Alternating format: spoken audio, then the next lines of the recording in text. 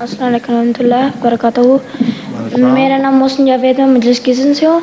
میرا سوال یہ ہے کہ سارے لوگ کہتے ہیں بڑے بزرگ کے اچھے کام کرو جنت میں جاؤ گے، اور جنت میں اس طرح ہی فرقے ہوں گے جس طرح ادھر یہودی اور کیا اس طرح ہی ہوں گے مذہب جس طرح اب ہیں یہودی ہندو اسلام اس طرح سارے ہوں گے کہ ایک ہی بس ہوگا؟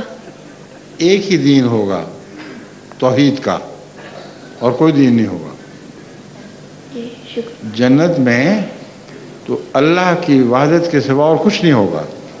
اس لیے یہودی وغیرہ جو اس دنیا میں تم دیکھ رہے ہو، جی ان میں سے وہی جنت میں جائیں گے جو خدا کی عبادت کے بھی قائل ہوں گے، جن کے عمل نیک ہوں گے، جو مرنے کے بعد حساب کتاب کے قائل ہوں گے، اور اللہ اور رسولوں اور کتابوں پر ایمان لاتے ہوں گے.